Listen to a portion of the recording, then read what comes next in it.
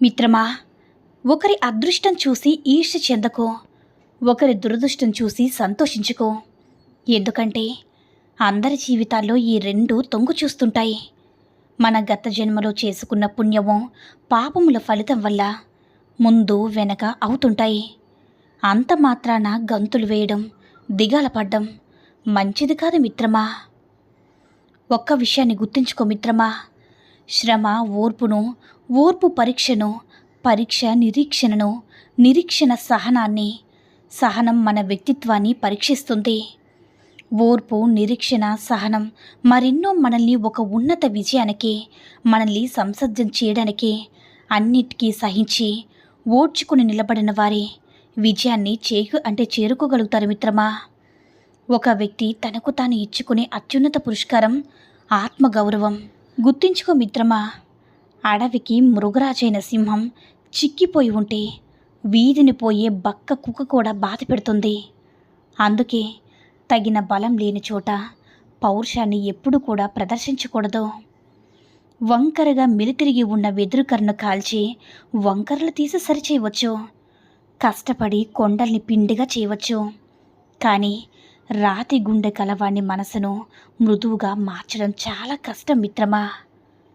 మంచి మనసుతో చేసిన చిన్న పనైనా సరే మంచి ఫలితాన్ని ఇస్తుంది. పెద్ద మర్రి చెట్టు కూడా విత్తనం చిన్నదే కదా మిత్రమా.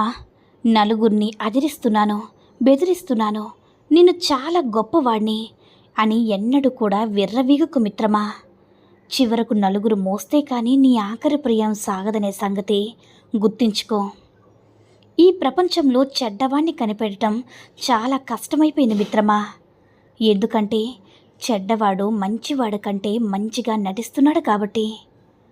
మిత్రమా, గెలవాలంటే కష్టాలను ఓర్చుకోవాలి, ఎదగాలంటే గతాన్ని మర్చిపోవాలి, బ్రతకాలంటే ఇష్టాన్ని మార్చుకోవాలి మిత్రమా.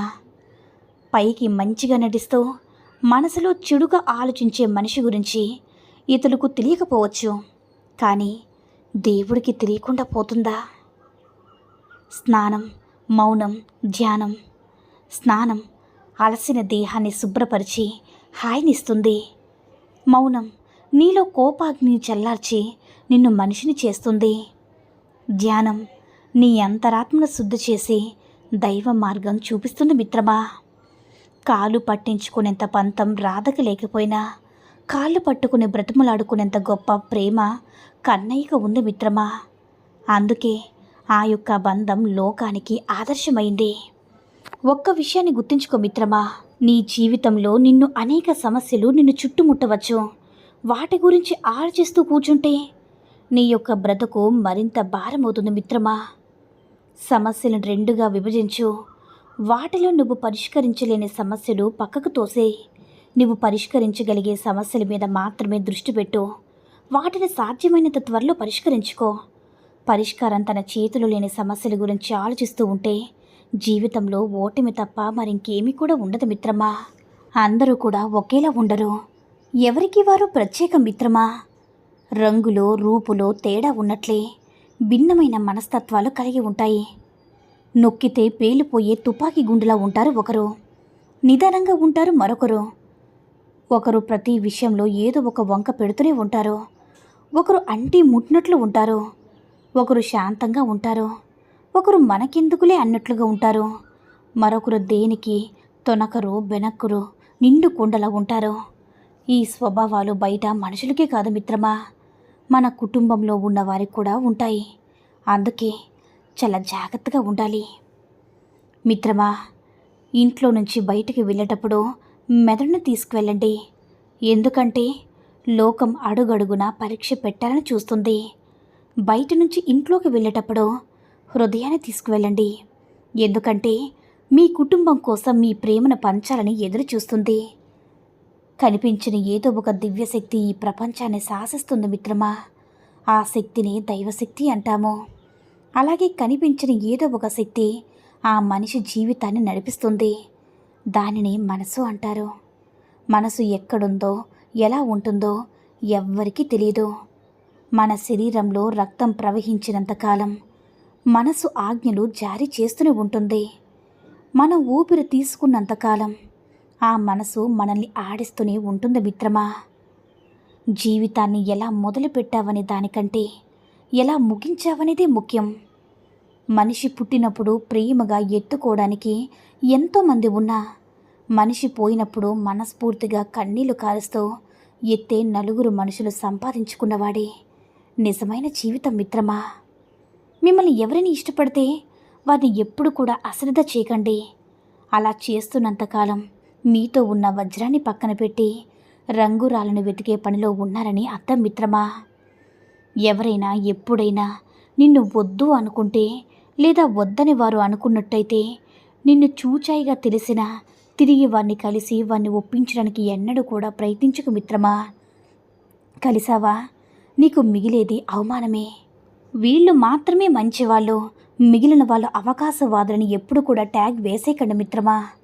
అవకాశం అవసరం రానంత వరకు అందరూ కూడా ఉత్తములే. ఎవరికి వారు ముఖానికి ముసుగు వేసుకుని మాట్లాడేవారు పైకి పలికేది ఒకటి, అంతర్గత సంభాషణ మరొకటి.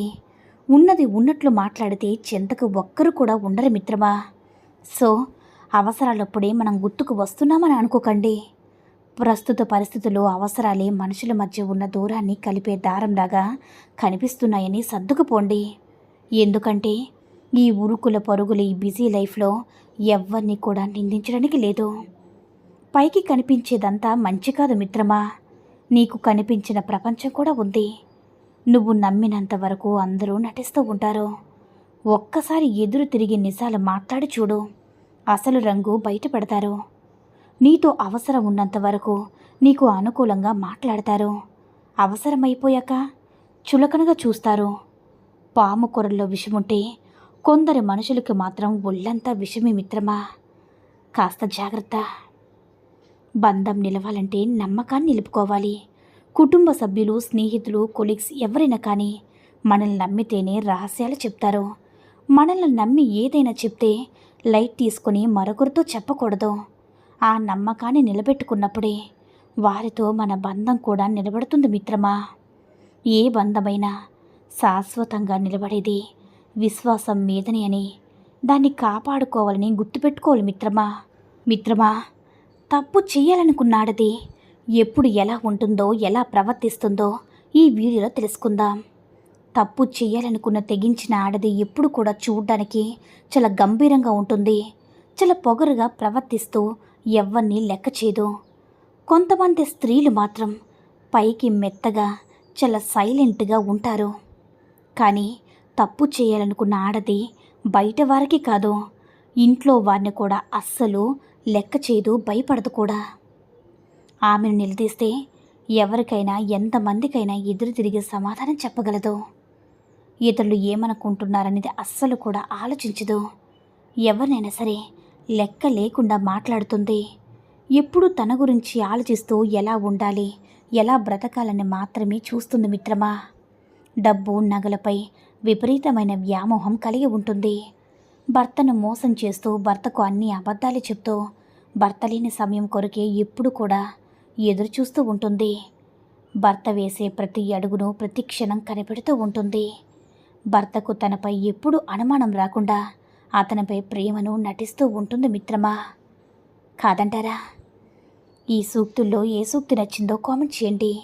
ఈ వీడియో కనుక నచ్చినట్లయితే లైక్ చేసి మరిన్ని వీడియోస్ కోసం మన ఛానల్ని సబ్స్క్రైబ్ చేసుకుని మాకు కొంచెం సపోర్ట్ చేయండి.